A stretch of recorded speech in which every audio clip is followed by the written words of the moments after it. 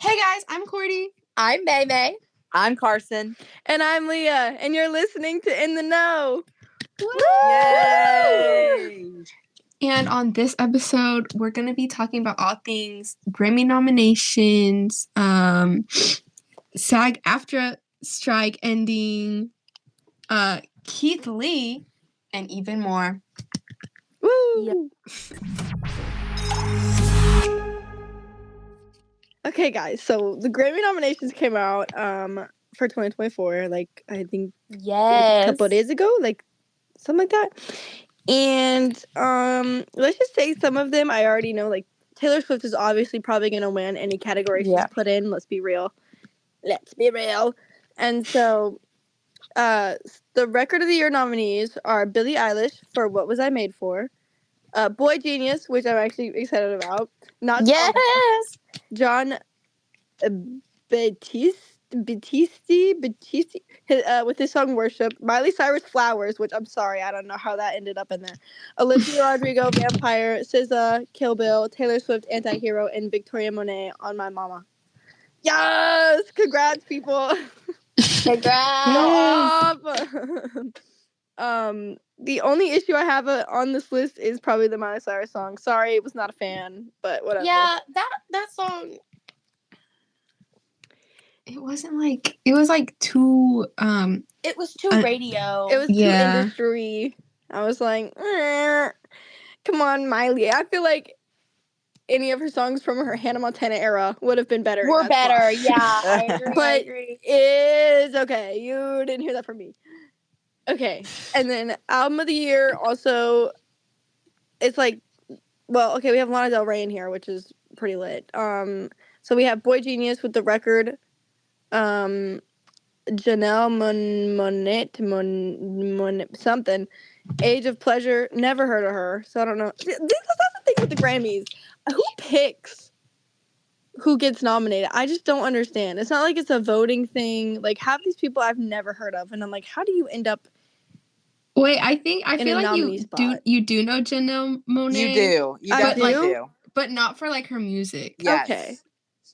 She's an actress. Yes. Or she does both. She was in Hidden Figures and she was in the newest Knives Out movie. Okay, yeah, I do not know her for her music. Interesting. Yes, I recognize the name, but I wasn't. Interesting. Anyways, see, yeah, I don't know. I guess I'm just like, yeah. Anyways, and then the John Batiste guy for World of Music Radio, Lana Del Rey. With her, Do You Know That There's a Tunnel Under Ocean Boulevard? It's a really long album name, Lana, but okay. Miley Cyrus with Endless Summer Vacation, Olivia Rodrigo with Guts, so I really hope she wins, but we all know Taylor Swift with Midnights is gonna win. Taylor's gonna win, and that's, okay, let me say something. I am a huge Swiftie. I love Taylor Swift. I love Taylor Swift so much. I'm going to the Eras Tour. Exactly. But it is kind of sad that, like, a lot of these newer artists or younger artists, like, never win Album of the Year because they're in the same category as Taylor Swift when their albums are literally so good, too. And it's like, Taylor obviously deserves it because she's incredible. But, like, I feel bad because, like, I don't know. I know, I get it. I feel bad. Anyway. And then, last but not least, SZA with SOS, which I would want that to win too, but it's probably not. Oh, that album's so good. A lot of these songs are from Barbie, actually. The song of the year, we have 2 from Barbie. We have Billie Eilish, What Was I Made For? And then Dua Lipa, Dance the Night Away, or whatever. I love that song. Dance. And then we have a lot of this John Batiste guy. Who is this? I don't know either. I have no clue. That's what I'm saying. Like, who is this man with his song Butterfly? Lana Del Rey, A&W, Miley Cyrus Flowers again, and then Olivia Rodrigo with Vampire, and then SZA Kill Bill, and then Taylor Swift Anti-Hero. Okay. So it's a pretty solid list. And then who is that guy? Sorry, I'm just thinking about that. Yeah, like who is that?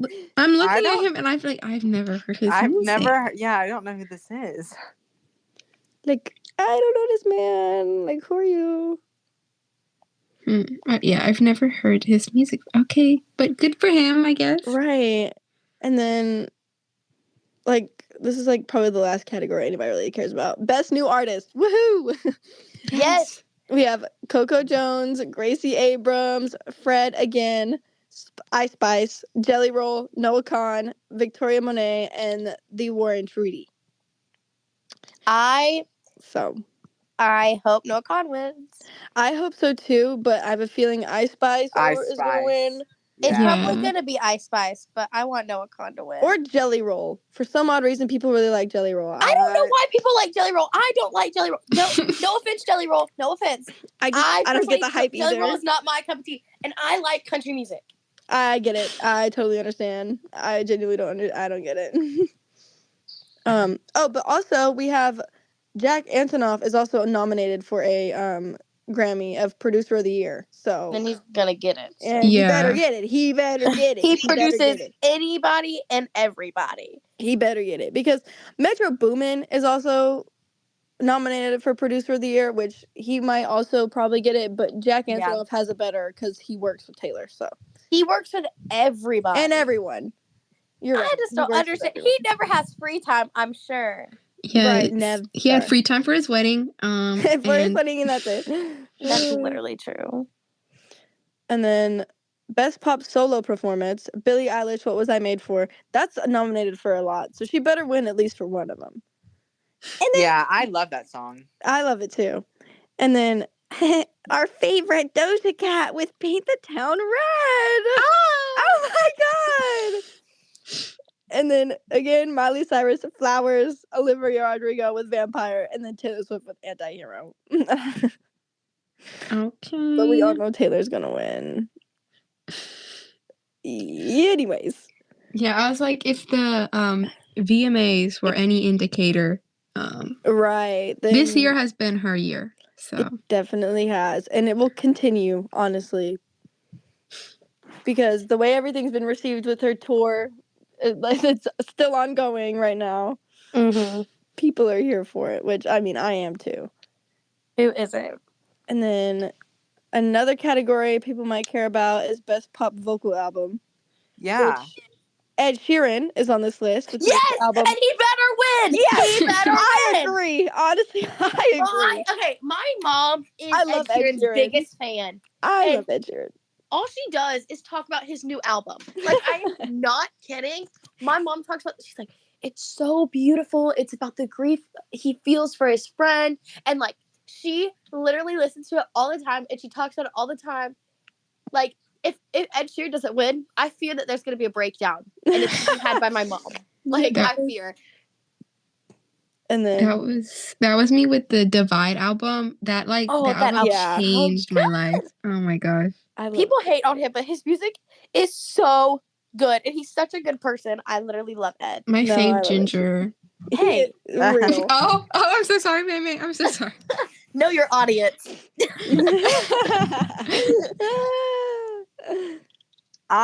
Looking at the Best Pop Vocal Album, why did I not know that Kelly Clarkson had a new album? That's what I was about to say. When did she have a new album? I thought she's been too busy with her new talk show. Yeah, it's her show. It takes up a lot of her time, but like, why did I not know it? I love Kelly Clarkson. Yeah, I don't think I knew that either. I was about to say that. I was like, I didn't know she had a new album, but like she like slaps. So I bet it's really good. I guess she is so good. Like people on TikTok talk about the Kelly Clarkson effect. Yes. Like, their song is safe, and then Kelly Clarkson covers it. And now it's Kelly's song. Yes. And that's so real. I love really Kelly Clarkson. Someone from our school is going to be on the Kelly Clarkson show Wednesday, so y'all keep your eyes peeled. On Wednesday? Yeah, on Wednesday. What? Harley Walker's going to be on. That's crazy. Queen. Anyway, y'all keep your eyes peeled. My eyes will be nice and like wide open. Same. Yeah. Anyway. For what? Harley's like an advocate for LGBTQ rights, and she went on and like, I don't know what she talked about because obviously the interview's not been out yet, but I think she talked about like testifying in front of the Senate and stuff because she's the youngest person to testify in front of the Senate. Okay, slay. So yeah, slay-tastic. Yay, highly. Yeah. Anyway. That's so cool. Anywho, and then our top 3 favorite that the Grammys loves this year is also on the best pop vocal album is Miley Cyrus with Endless Summer Vacation. I don't know why I said cruel. I haven't listened to her in like a long time. Yeah, me either. I did listen to like a duet she did with Dolly Parton not too long ago because obviously that ate, but right. Yeah, I remember that. And then Olivia Rodrigo with Guts, and then Taylor Swift with Midnights. Midnights. And then okay. Uh-oh. Hold on. So there was a I saw something. Here it is. Best rock song. Listen, just hold on. Let me read out the nominees. We have Boy Genius, Not Strong Enough, Foo Fighters, Rescued, Olivia Rodrigo with Ballad of a Homeschool Girl. For rock? Yes. And then we have Queen of the Stone Age, Emotion Sickness, and the Rolling Stones, Angry. So if you had to look at that list and pick out the outlier, I would say it would be Olivia. I would not say that that's like a rock song. I mean, it's like pop rock and stuff, but like, it should not be in the rock category. I think that's weird too. I was like, how did that slip? I hope she thought that was weird too, because that's not a rock album. Like, I don't think so either. If there was a pop rock category, that would make more sense. But exactly, that doesn't make sense. At least she's not in the best rock album, because then that would be that would be weird. Is it Starcatcher from Greta Van Fleet? Yes. Nominated? Yes. I'm a Greta Paramore. Girl. So I'm gonna be rooting for Greta Van Fleet. I love Paramore. I love Paramore. I love Paramore. They do. I've been a Paramore fan since I was like 5. Exactly. Yes. I love Paramore. But I actually really like a lot of the nominees for like the best alternative music performance, because they have Arctic Monkeys on there, Boy Genius, Lana Del Rey, and Paramore. Like, that's such a good lineup. That's a good lineup. Like, come on, are you kidding? And then they have and then Lana Del Rey is nominated for best alternative music album. Okay. Yes, Lana. Okay, and Boy Genius. So that's good. That's good. So they have a lot of chances to win, which makes me really happy. Yes, all the sad alternative girls are very happy right now. Yes. And it'll be great. And then let me see. Oh, best rap performance. We have Drake and 21 Savage with Red Flex. Let's go. Oh, that's funny. Oh, and then for best melodic rap performance, we have Doja Cat with that song that she made called Attention. It's like, look at me, look at me. Oh, yeah. I don't like that song. People were like, that's gonna be like her breakthrough, and like that's like so good. Like, yeah, I don't like that song. No, I don't like that song.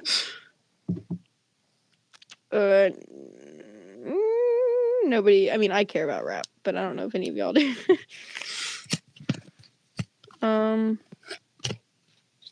Oh, they have a best spoken word poetry album. I saw that, and I was like, what? Huh? I can assure you, I've never heard of any of these people. And there's a lot of fancy words, so I'm just gonna. Jazz performances. Jazz is dang. I'm looking at jazz album. That's crazy. What? Crazy. Oh, best musical theater album. What are the nominations? Okay. Kimberly Akimbo, Parade, Shucked, Someone Like It. Shucked better win. Shucked better win. I love Parade. I love Parade, but Shucked better win. Nobody gets it like I get it. Like, nobody gets shucked like I get shucked. Okay, continue. Who else is nominated? And then the last one is Sweeney Todd, the Demon Barber. Okay, Sweeney Todd's really good. Josh Groban eats It's Sweeney Todd. So, like, he eats. Sweeney Todd might probably win. It probably will win, but Shucked, I am Shucked. I'm a big Shucked enjoyer. I love Shucked. Anyway, continue. Okay. And then this one caught my eye. Best Country Solo Performance. Brandy Clark with Buried, Chris Stapleton, White House, Dolly Parton, The Last Thing on My Mind, Luke Combs with Fast Car, and then Tyler Childers with You're in Your Love. Tyler Childers better win. I love Tyler Childers. I am Tyler Childers' biggest fan. Like, I'm not kidding. I am his number one fan. I am his number one fan. I am up there. Literally, I was riding home from the lake today. What was I listening to? Tyler Childers. Exactly. I am Tyler Childers' biggest fan. I am seeing him in concert next year. Like, I love him. And In Your Love was such a moment. Do y'all know what happened when that got released? What? Okay, so when the music video got released, it was a love story between two gay men. And everybody had a fit. Like, these country guys, like, had a fit. And he was like, it's just a love song. And the music video is portraying love. And everybody had a fit. And then now that it's nominated, boom, in their faces. Right, in their faces. That song is so good. Oh my gosh. Sorry. I haven't been tuned into the Grammys this year. Like, no doubt. And it will be to watch Shucked win, Tyler Childers win, and Ed Sheeran win. That is of course. Point blank. Of course. Anyway, sorry, I get really passionate about my country music. Because it's like, he's not even like country, like, I mean, he's bluegrass. Like, yeah, he's like indie bluegrass. Yes, and I love bluegrass, and I always have, like, growing up. And then that crap pop country came out. I became like country anti. Yeah. And then I found Tyler Childers and Coulter Wall, and my life changed forever. Oh, I love it. Anyway, yeah. But I'm just surprised Dolly Parton is still on this Grammy list. I think that's crazy. She's releasing music left and right. Her rock album's about to come out. Oh, that's crazy. And I'm so excited. Because she got in the Rock and Roll Hall of Fame, and she was like, I can't be in the Rock and Roll Hall of Fame if I don't have a rock album, so she's coming out with a rock album. That is hilarious. I love that woman. She's so real. She's my favorite. May, I have two really good things to tell you right now, because in the best country song category, we do have Tyler Childers with In Your Love. Period. Point blank. And also, for the best country album, we also have him in there with Rustlin' in the Rain. He better win for Rustlin' in the Rain. So, yes, there we go. He better win. He better win. See, the thing is, he's up against Zach Bryan. Zach Bryan's gonna win. In both categories. So, there's some stiff competition there. That is stiff competition. Because, look, there's one thing that brings everybody in the entire Southeast together, and that is Zach Bryan. Yeah. Everyone that I've met, it's like, I don't mind Zach Bryan. I like Zach Bryan. Everyone. He brings everyone together. You're right. You're so right. Anyway, yeah. But also, again with Tyler Childers, he's also nominated for Best Americana Performance with Help Me Make It Through the Night. Period. So, yeah, he's getting what he deserves. Hopefully, he will win something. He better. There is a bluegrass section. Do you want me to read it out, May? Yeah. Okay, we have Billy Strings, Me and Dad, and then Michael Cleveland, Lovin' of the Game, Mighty Polar with Mighty Polar, Molly Turtle and the Golden Highway. That's a name. That is. City of Gold, and then Sam Bush, Radio John, Songs of Hartford. And then Willie Nelson with his bluegrass album. Yes, Willie Nelson! Yes! And then honestly, I kind of think that covers it for stuff we probably would care about. Unless y'all want to hear the best gospel performance song. Not me. The best gospel album? That's a thing they do now? What? I didn't know they had that. Like a best gospel album. They have a best contemporary Christian music album. Oh. Wait, who's nominated for that? Blessing Offer, My Tribe, The Truth, Emmanuel, Lauren Daigle. I love Lauren. And then Lacrete. Lauren Daigle's gonna win that. Yeah. Church for Clothes, and then Phil Wickman, I believe. So Yeah. Lauren Did y'all will see win. Chris Renzima's coming to Opelika? No. Yeah, he's gonna be at Opelika in a few months. The heck? Oh, maybe May, I think you would love to hear this. Hosier is gonna be 2 hours away from where we are. He's gonna be at Pelham. We have to go. We have to go. I have to be there. Leo, we're going together. We're gonna chat about this tomorrow. Please. We're going to Pelham. I want to go so bad. Because I was supposed to go see him in Atlanta when he was at the amphitheater in like Marietta or whatever. But I didn't get to go because I was gonna go with somebody and then we didn't end up getting a ticket and then I was offered a ticket but I felt bad going without the other person. Yeah. Anyway. No, girl, but I will go. I want to be there. I need to be there. If I miss out on Hosier being 2 hours away, I'm gonna. Oh my! It's gonna be a miss. There's nothing I love more than that man. Besides, me too. Like, there's only a few things I love more than that man. Right. Exactly.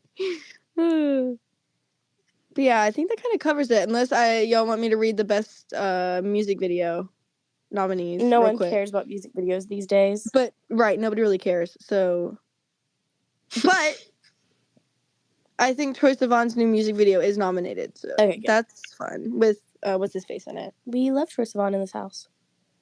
Exactly.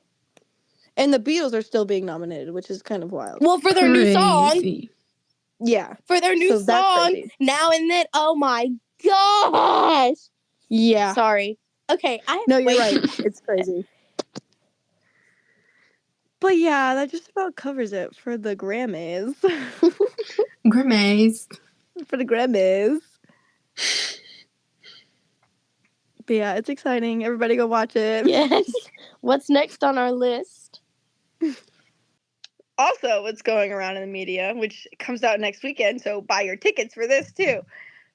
The Hunger Games, The Ballad of Songbirds and Snakes. Yes! On the 17th, or the 13th, excuse me. Comes out the 13th. And wait, the 13th of November? No, it comes out the 17th. Okay. It does? Because the 13th's tomorrow. That's what I thought. Okay, well then, Google is a fat liar. Yeah. That's what I thought. It came out the 17th, but I guess Google's a fat liar. Anyways, so it's basically it's a movie that's based on the Hunger Games series that happens before the actual Hunger Games. So it's like a prequel. Yeah. And it's about this girl.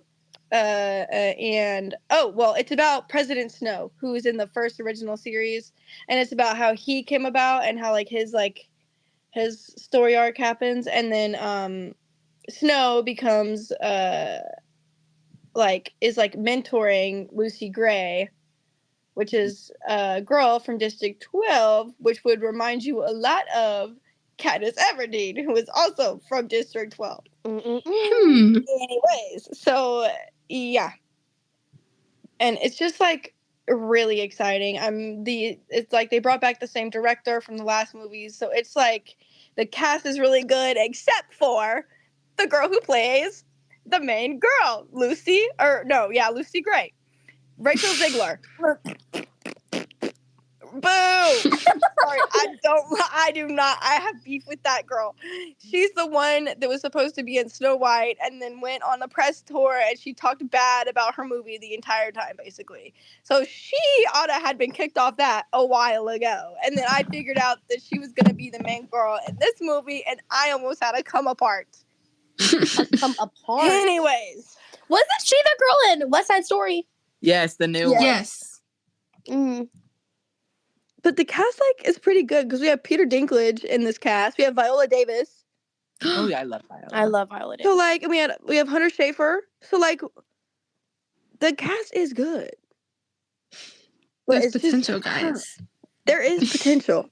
But what has me worried is that Rotten Tomatoes already gave it a 67%. Oh. We cannot trust Rotten Tomatoes. But I don't trust Rotten Tomatoes because it's usually the fans who know it best. So I've only seen the first Hunger Games movie. So I'm excited to see this one because I'm gonna know what's happening because like it's like a prequel. Right. Wait, There's Megan, you like have to watch the other ones. They Yeah. are so good. I love the Hunger Games. We need to have a movie night. I We vote we have should. a HiDef movie night and we like Yes. watch all of them or something. Yes, because I love the Hunger Games. Yeah, but actually, yeah, this is set 64 years before. 64 years is wild. So yeah, that's Snow is old. Dang. Snow is very old. yeah, he an old hag. No offense, but I do not like that man. Yes, this one is going to be the 10th Hunger Games, and then like the first Hunger Games with Jennifer Lawrence was the 74th Hunger Games. So it's like the Hunger Games thing is recent. Okay, that's gonna be interesting. Like, because there's gonna be people that are like have lived when there wasn't a Hunger Games. Exactly. Because the reason all the Hunger Games started in the first place, here's some lore, is that the districts tried to overthrow the Capitol, and the Capitol was like, screw this, we're gonna force y'all to participate in these silly little games because y'all wanted to act up. Yep. And yeah, and now everybody from ages 12 to 18 has to be put in a reaping. So,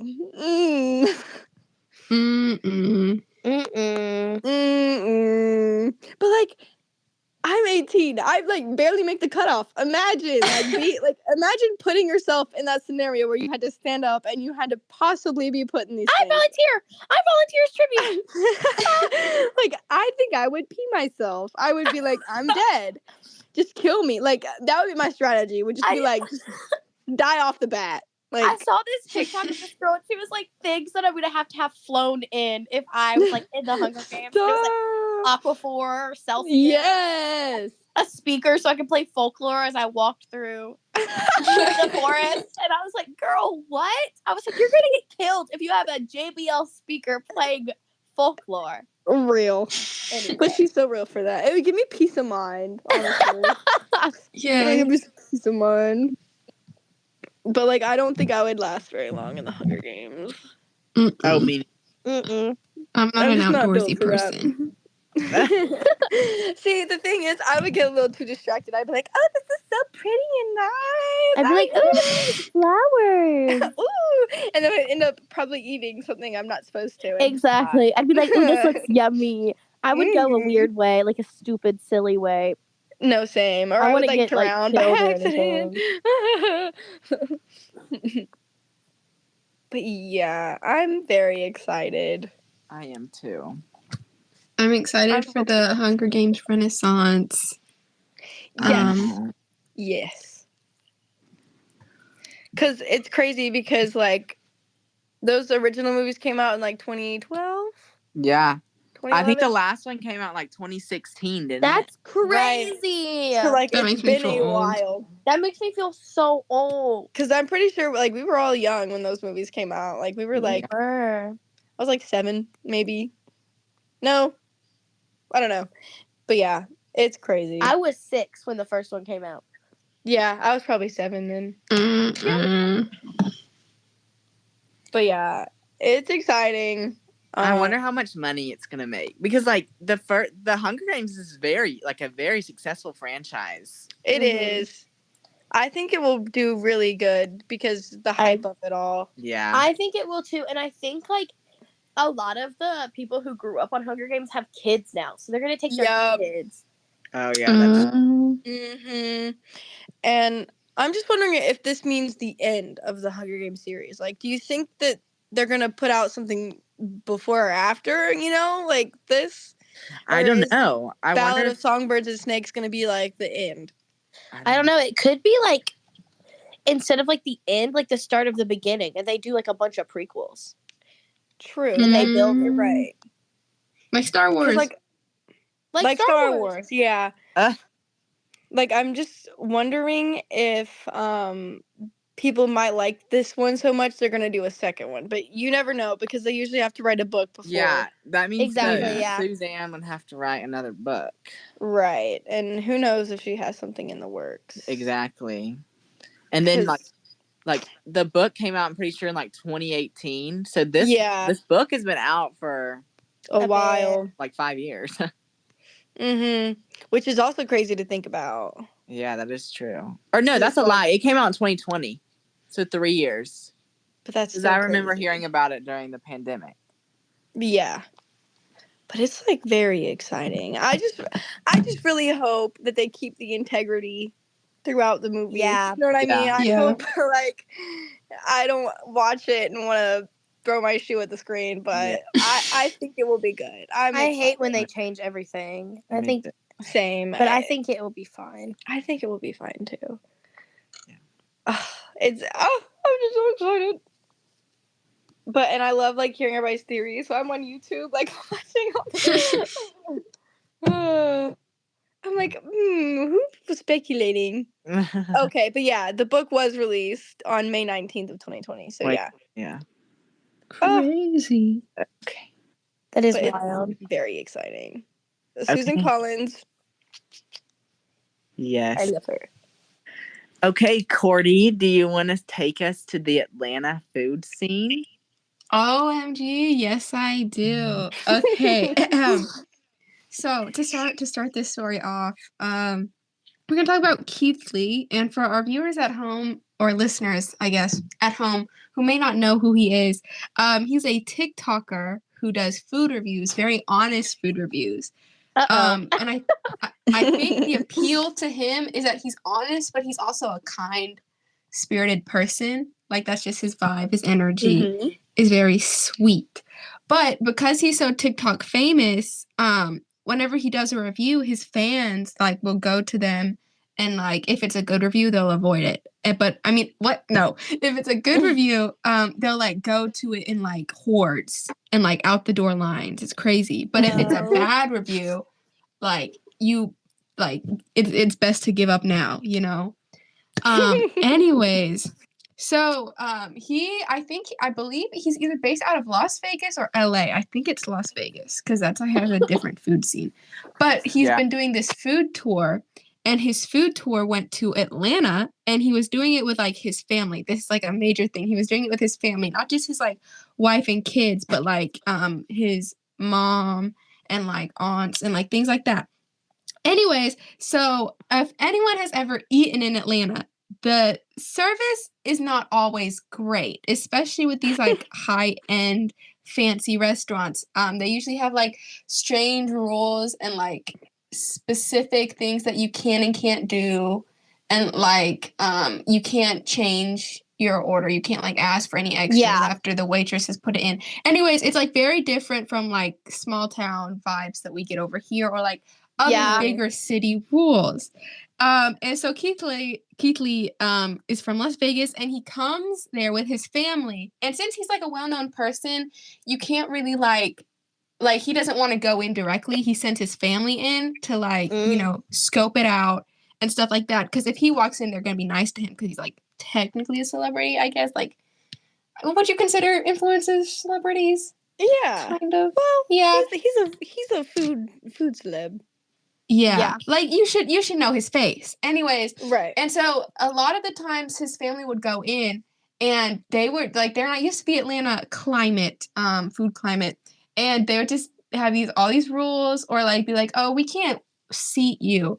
But specifically, there was this place called The Real Milk and Honey.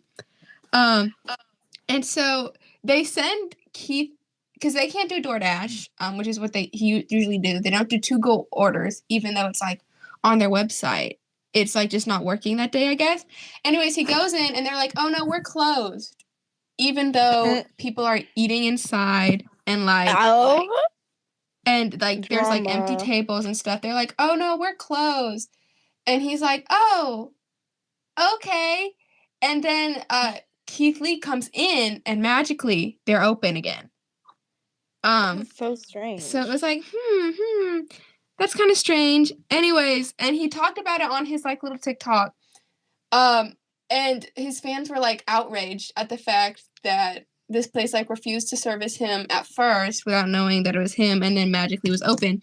But the weirdest thing is that he was respectful about it. He was very kind, and he wasn't like, he's like, please don't attack this business. You know, it's just like my service was bad. But the business, the Real American Honey, posted, I think it was on their Instagram, they posted a video where the person asked the CEO, I guess the owner, who was like, oh, did you see this video that Keith Lee posted? And the owner was like, who's Keith Lee? And that only outraged fans more. It was very, like, drama heavy. It was like, how do you not know this man? He's going to make or break your restaurant. Anyways, Right. I think they got review bombed, you know, which is where, like, people who've never been to the restaurant just leave lots of, like, 1-star reviews. Yeah.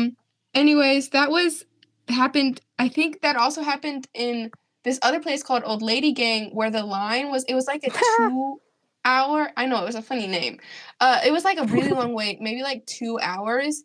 And the people in front of him had not gotten their food. They were waiting in their cars to get called in. And then Keith Lee is told, or his family's told, that they have to wait a 2-hour wait. And then he comes in and magically there's a table reserved. And he's like, we're not going to do this. You're going to seat the people who are in line before me.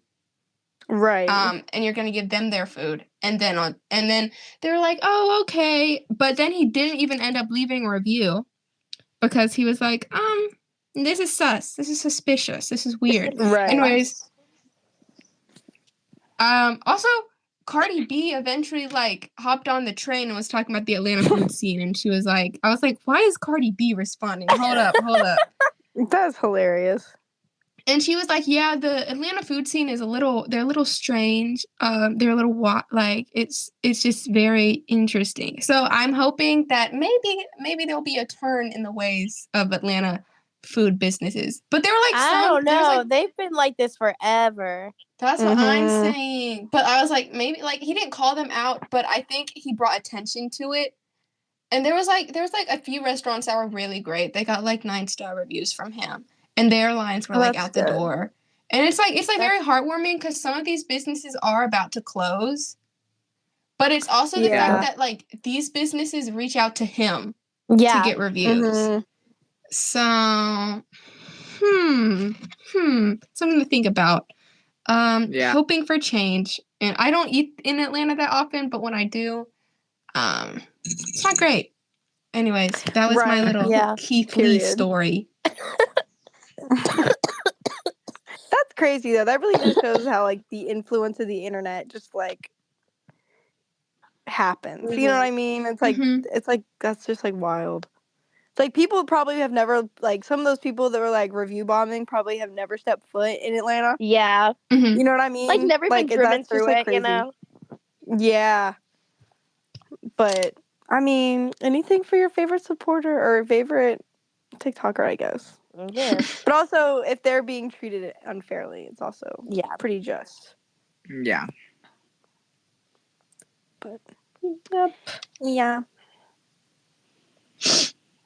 I'm trying to see on this article if there's anything I didn't talk about. No. People are, like, mainly discussing if should Lee and other social media food influencers, however, be held responsible for inadvertently causing harm to the business they review? And well, I mean, if you have good service, I feel like it's simple that it's not really their fault that you were, like, bad, that you sucked. Yeah. You know? Yeah. That's true. It's like Undercover Boss, you know? Like, have y'all seen that show, like, Undercover Boss? I love that show. It's so funny just because, like, surely, like, there's just some people who just do not care. Yeah. And I'm like, come on, guys. You reflect the entire business. You know? Like, if it's one server that's acting up, everybody's going to go down with them. Do you catch my drift? Yeah. So it's like, everybody just needs to act right, and then maybe we wouldn't have issues. We wouldn't have this issue. Right. But, gotta love Atlanta.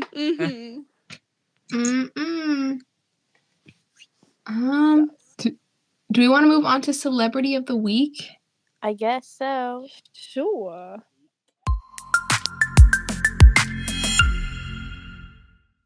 I'll go first, yes.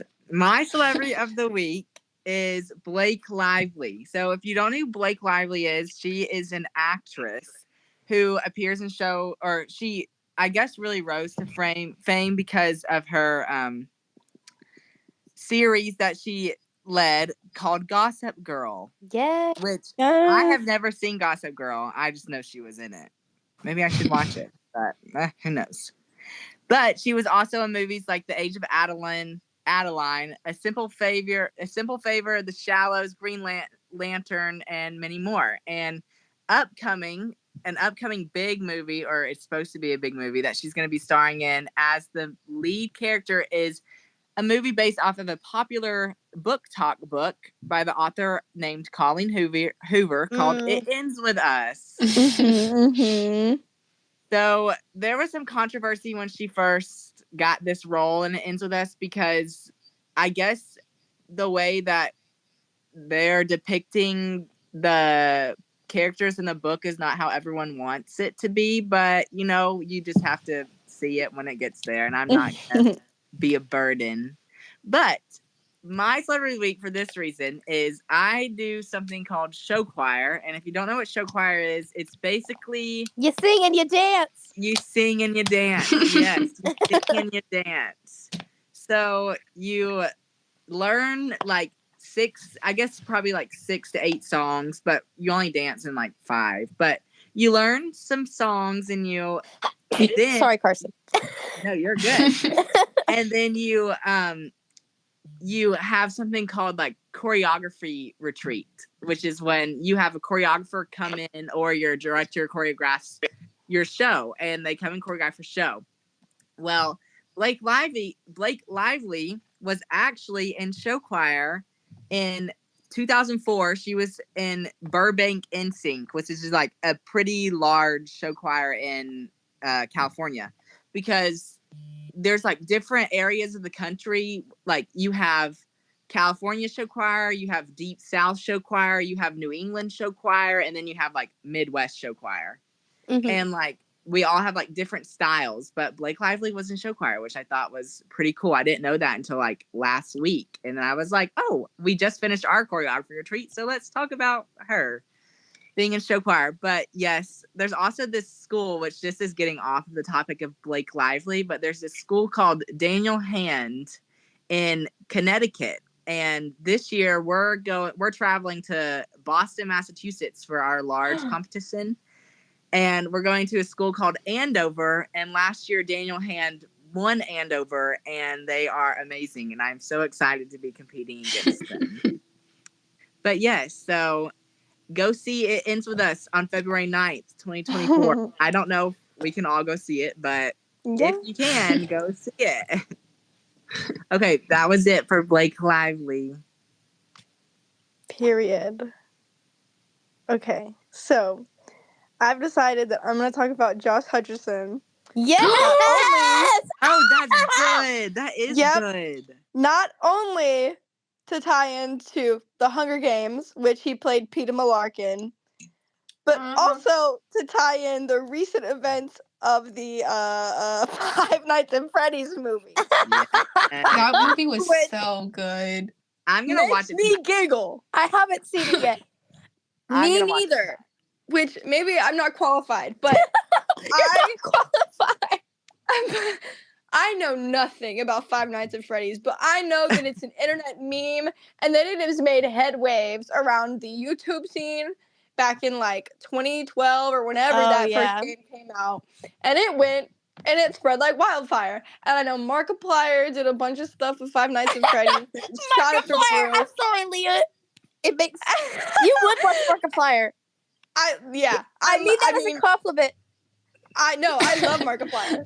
Anyways, and so I know a lot of YouTubers, like, probably even like Dan TDM, who was really big in like 2010, 2012, he probably played Five Nights at Freddy's. But anywho, the reviews on Five Nights at Freddy's, I don't think have actually been that great. It was a 30 on Rotten Tomatoes. What? And yeah. a 5.5 on IMDb or whatever, and so that's fun. No, the Rotten Tomatoes is like, that's like the critics. I'm pretty sure the 30%. I think it is. Yeah, it has like an 87% with audience. Yes. So I genuinely think it's so funny because I honestly need to. It says that the Five Nights at Freddy's movie is out on Peacock right now. Yes. And so yes, after that's where this, I watched it. I might have to watch it because I need to get a good giggle. And some people really did like it, and I feel like I would like it. Yeah. Because it was good. I like goofy little gaffs.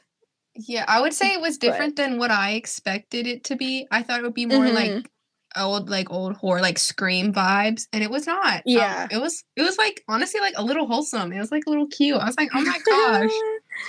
I love that. But I love Josh Hutcherson. He is a timely classic. Like he was in Bridge to Terabithia. You know what I mean? Like that's a core part of childhood right there.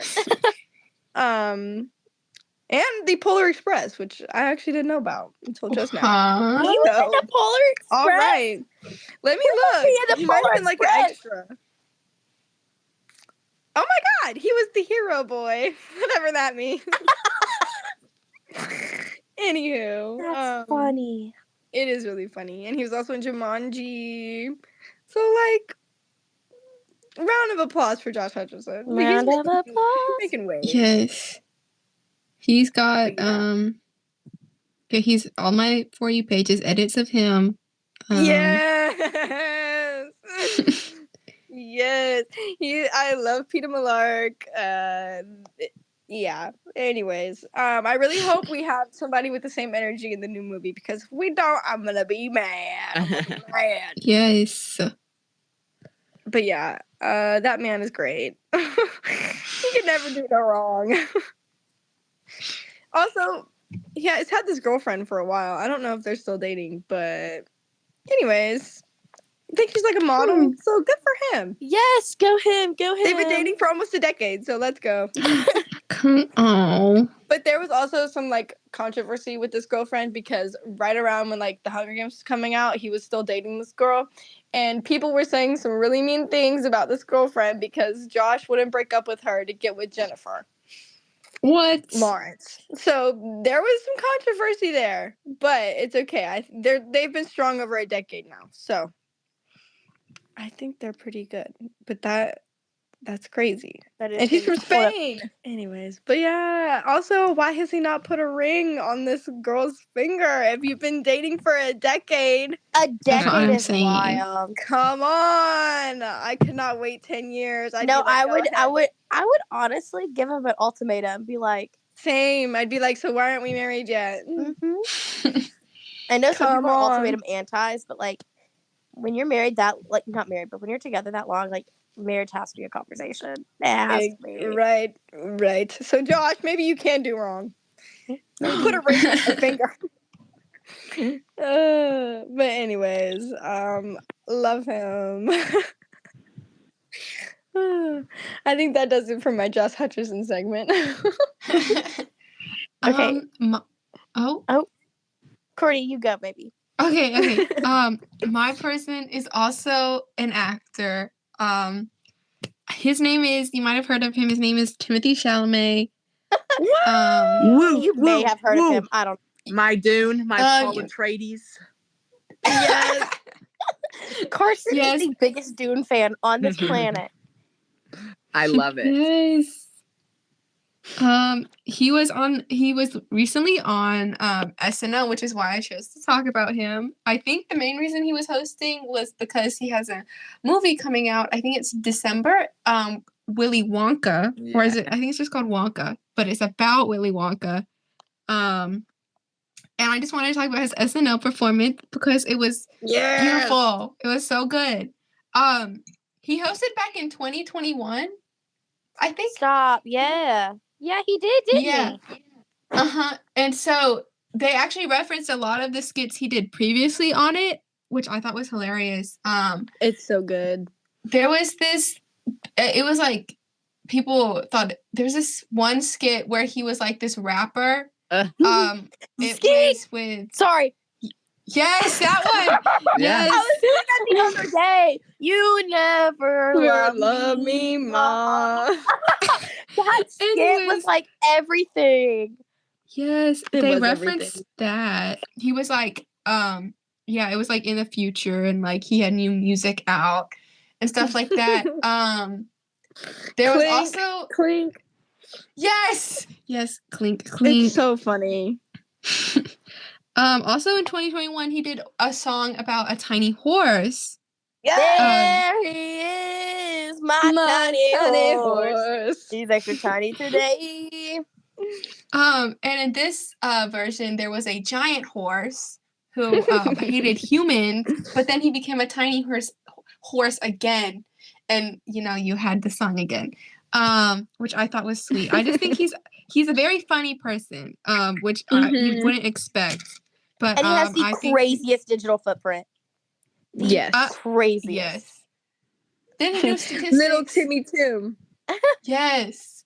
6A. Statistics. Yeah. Statistics. Anyways, I just think he's silly, and the SNL episode was good. SNL is back on its feet, guys. It's not sucking anymore. I get worried. Mm-hmm. When the Elon Musk episode aired, that's when I was worried. I was like, oh. Yeah. Yep. Exactly.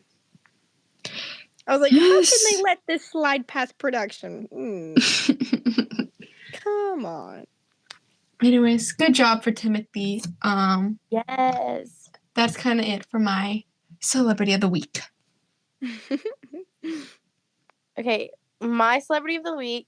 So I have two brief and short celebrity of the weeks.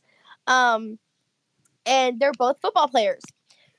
So my first one is Sam Hartman. Sam Hartman plays for the Notre Dame Fighting Irish. Yeah. And he has gained quite the attention on social media for being attractive. But there are just some things. Some people think he needs to be benched. It's like this whole thing. Notre Dame, from my knowledge, is not having a good year. Oh, no. Oh. They are not having too hot of a year, I don't think. Let's see. Yeah, they, let's see. Oh, they've only had 3 losses. Never mind. Then okay. Hartman's eating it up. then whatever article I was reading was wrong. Okay. They're having an okay year. They've lost 3 games and Hartman's eating it up. So yeah, that's fun. But he's like gained a lot of attention recently, just for being him, for being good, for being attractive. I think he's a 5th year. Okay. He also used to play for Wake Forest. Okay. And that's a whole thing with the transfer portal. But my next celebrity of the week is the one, the only Travis Kelce. Yeah. We've talked about this briefly on the last episodes because it is probably, if not the biggest thing in pop culture right now, is the Taylor Swift Travis Kelce relationship that's happening. And last night, Taylor Swift was performing in Argentina. Yes. Wasn't that the show? Yes. She's in Argentina. And Kelce, is in the little tent with Chris Olsen, by the way. And he's in the tent. And he has a little sign. Hold up. I have to just pull up the picture. Okay. He has a little sign that he's so cute. Hold on. What did his sign say? Okay, so he had a heart hand. He made a little heart hand. Didn't he say, like, what did the sign say? I can't even remember. It said, "We will stay." Oh, we will stay, yes. That's so cute. He's so cute. And then, okay, the surprise song was In Game, and everybody says In Game is like their song. And then the top of what happened last night. Taylor Swift is singing Karma, which is the last song in the set list. She's getting on it. She's singing Karma. She goes, so the lyric normally is, Karma is the guy on the screen coming straight home to me. In reference to her old boyfriend, her ex, Joe Alwyn, right? A movie star. Yeah. Boo, I wouldn't say star. No, I wouldn't say star. Sorry, Joe Alwyn. I wouldn't say a movie star, but he was whatever. Then she changed the lyrics last night to Karma is the guy on the Chiefs coming straight home to me. That is probably the boldest thing that woman has done in a very long time. Yep. I would say that's probably one of the boldest things she's ever done. And he was just blushing. And then after the show, she ran up to him in the tent, jumped in his arms, and gave him a hug and a kiss.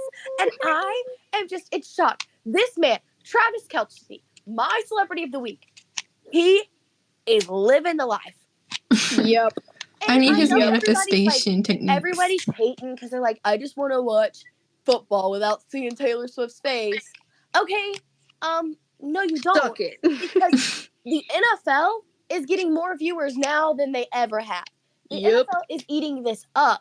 That's why all these people, all these little camera people are getting Taylor Swift in their little shot.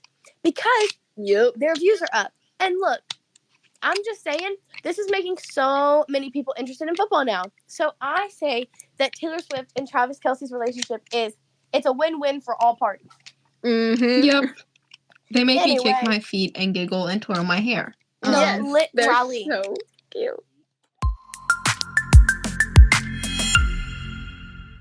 Okay, next topic, it's very short. The actor strike is done. Yippee. They finally reached a settlement after almost 4 months. So the writer's strike was the first one to start, and it was the first one to end, but it was like really long. And that's why we have SNL back, because the writer's strike ended. And now the actor strike is back, which means all of our TV shows are going to be finally putting things out, which is so exciting. Carson Dune is going to be released soon because of this ending. And it's pretty good. The settlement was, I don't know if it was like truly what they asked for, but it was higher minimum wages for actors, as well as like streaming services giving revenue to actors. Yeah. Because a lot of actors weren't receiving any money, even though people were streaming shows that they were in on Netflix. Like Kirk from Gilmore Girls, he has never seen a check from Netflix. So that's wild. It's wild. So hopefully now, because of this settlement, they should be. And I'm hoping that it all works out, because actors being on strike put so many people out of work, so many things just bad boo-hiss. He said just bad. I'm just excited that it's back up and running. So yeah, that's really it for the actor strike. It's over. Yippee! Huzzah! Huzzah! Huzzah! Is there anything else?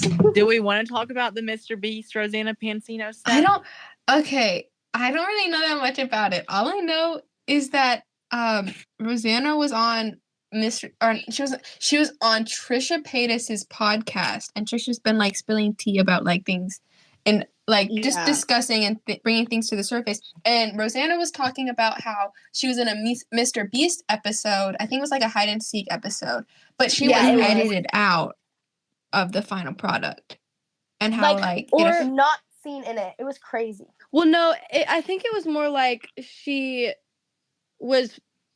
did better than Mr. Beast edited the video to see. Yeah. So it's like she actually ended up placing like third, but the video made it seem like the way he edited it made it seem like she placed like fifth. Yeah. And she was like mad. But the thing is, I understand her frustration, but it's also a Mr. Beast hide and seek video. It's really not that deep at the end of the day. Mm-hmm. You know, I don't know. Yeah, and then like I think it's just strange that he would do that to make himself look better. Yeah, me too. But I also agree with that. I don't know. That's about the integrity of a person. It just makes you like. It makes you question Mr. Beast, because everyone thinks Mr. Beast is such a good guy. Exactly. Right. Or that like he never really fibs his videos. Mm-hmm. It's like strange that he would do that. Mm-hmm. Womp womp. Well, that's gonna do it for this episode of In the Know. Remember that you guys can always stay in the know with In the Know. And thanks for listening, guys. Woohoo! Yeah, woo! Yeah.